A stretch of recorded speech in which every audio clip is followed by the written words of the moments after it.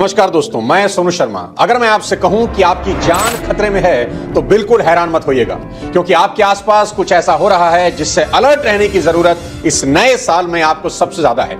आपकी स्क्रीन पर आपको दो अलग अलग इंसानों के लंग्स दिखाई दे रहे हैं। आपकी लेफ्ट साइड वाला लंग फ्रेश दिख रहा है और राइट साइड वाला लंग बेहद इन्फेक्टेड। अगर मैं आपसे पूछूं कि दोनों में से कौन सा लंग सिगरेट पीने वाले व्यक्ति का है तो ज्यादातर लोगों का जवाब होगा राइट साइड वाला लंग, क्योंकि यही लंग पूरी तरह से इन्फेक्टेड दिख रहा है। पर ऐसा नहीं है। दोनों ही लंग्स जिन लोगों के हैं उन दोनों में से किसी ने कभी सिगरेट को हाथ भी नहीं लगाया। फिर सवाल यह है कि आखिर दोनों के लंग्स की कंडीशन में इतना बड़ा फर्क क्यों?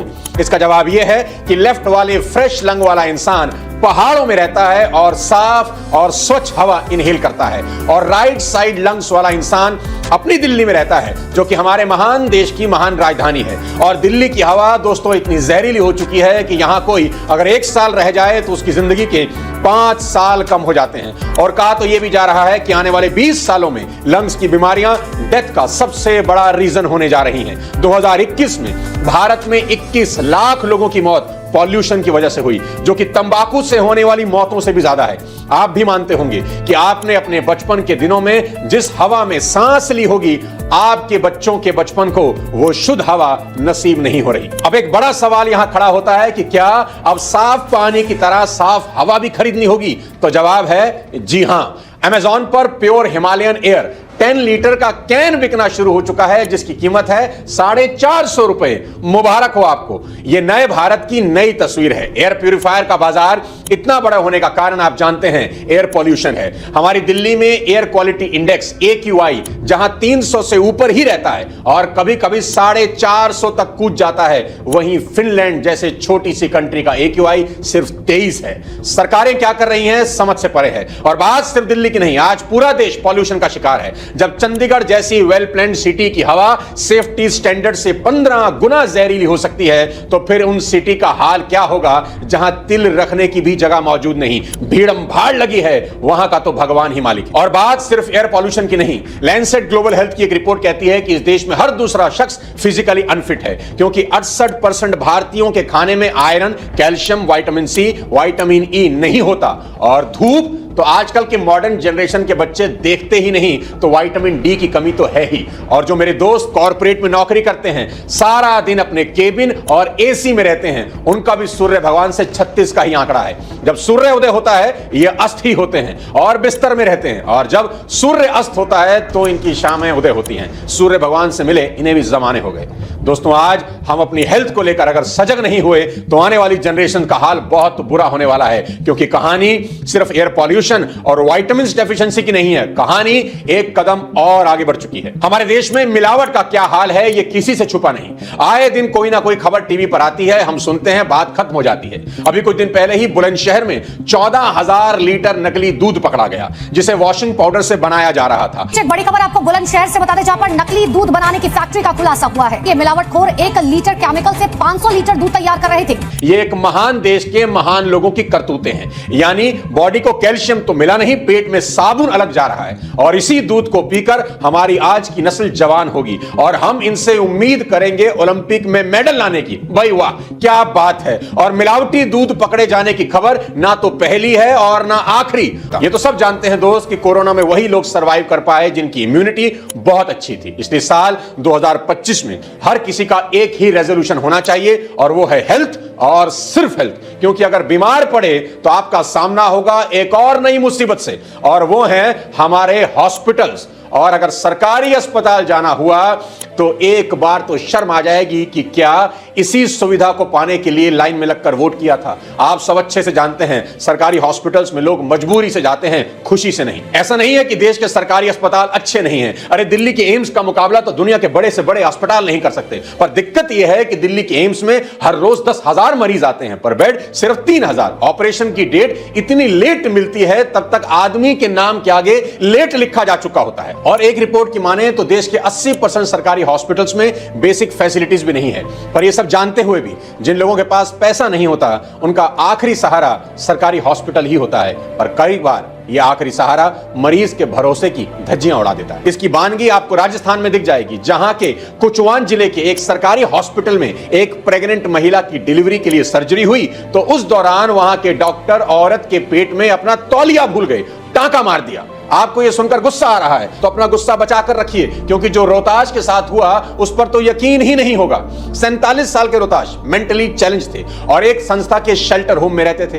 एक दिन उनकी तबीयत खराब हुई तो उन्हें सरकारी अस्पताल ले जाया गया। वहां डॉक्टरों ने रात 1:30 बजे उन्हें डेड डिक्लेयर करके उनकी बॉडी को मॉर्चुरी के डीप फ्रीजर में डाल दिया। 2 घंटे बाद पोस्टमार्टम हुआ और सुबह बॉडी संस्था को दे दी गई। पर जैसे ही रोहताश की बॉडी को चिता पर लिटाया गया तो लोगों ने नोटिस किया कि रोहताश अभी सांस ले रहे हैं। आनन फानन में उन्हें फिर से हॉस्पिटल ले जाया गया, जहां उनका इलाज फिर से शुरू हुआ। यानी एक जिंदा इंसान को पहले 2 घंटे फ्रीजर में रखा और फिर उसके बदन की चीड़ फाड़ हुई, और यह सब उस जगह हुआ जहां वो जान बचाने की उम्मीद लेकर गया था। दोस्तों, कुल मिलाकर बात यह है कि अपनी सुरक्षा ही अपना बचाव है। इसलिए इस साल हेल्थ को लेकर मेरी बेहद जरूरी सीख जरूर मान लीजिए। पहला, आज से ही चीनी छोड़ दीजिए। चीन और चीनी दोनों पर भरोसा ठीक नहीं है। दोस्तों, एक गिलास पानी भी मिनरल से भरा हुआ होता है, पर चीनी में कोई भी न्यूट्रिशनल वैल्यू नहीं होती। बस वो फैट बनकर मोटापे और दर्जनों बीमारियां पैदा करती है। अगर मैं आपसे पूछूं कि चीनी से कौन सी बीमारी होती है तो ज्यादातर लोग डायबिटीज का नाम लेंगे, पर आप जानकर हैरान हो जाएंगे कि दिमाग के डिप्रेशन से लेकर चेहरे के मुहासों तक के लिए चीनी जिम्मेदार है। यहां तक कि आपके चेहरे पर उम्र से पहले झुर्रियां अगर आ रही हैं, उसकी वजह भी चीनी ही है। और आपसे हाथ जोड़कर विनती है, इन सेलिब्रिटीज के चक्कर में तो बिल्कुल मत पड़ना। ये अपना घर भरने के चक्कर में आपको कुछ भी बेच देंगे। आलिया भट्ट एक एड में लोगों को मीठी फ्रूटी बेच रही है और खुद चीनी को हाथ लगाने से डरती हैं। मैं लास्ट में आई तुम्हारी चीज कोई। हाँ, क्योंकि मैं कॉफी नहीं पी सकती। इसमें शुगर डाला है? थोड़ा सा डाल। नहीं। सोनू सूद हो या जॉन इब्राहिम, सब मीठे से कोसों दूर हैं। इनमें कोई भी चीनी को हाथ नहीं लगाता। इसलिए अगर हेल्दी रहना है तो हेल्थ के सबसे बड़े दुश्मन चीनी से किनारा कर लीजिए। आपके साथ साथ मैं भी इस साल से चीनी छोड़ रहा हूं। दूसरी सलाह, तंबाकू और गुटखे से दूर रहिए। WHO की रिपोर्ट के मुताबिक भारत में हर साल 14 लाख लोग तंबाकू की वजह से मरते हैं। भारत दुनिया का दूसरा तंबाकू कंज्यूम करने वाला देश है। बेहद अफसोस होता है, इसी जहरीली चीज के होर्डिंग बड़ी शान से बड़े बड़े हाईवेज पर आपको दिख जाएंगे। हालत इतनी बुरी है कि क्या एक्टर और क्या क्रिकेटर, इन सभी ने सारी हदें पार कर दी हैं। इनको अगर पैसा मिल जाए तो ये जहर भी बेच देंगे, और बेच क्या देंगे, बेच ही तो रहे हैं। इलायची बेचने के नाम पर किसको बेवकूफ बनाया जा रहा है सभी जानते हैं। हमारे खिलाड़ी अक्षय कुमार ने भी इसका विज्ञापन किया और बाद में माफी भी मांग ली कि आज के बाद कभी ऐसा नहीं कहूंगा।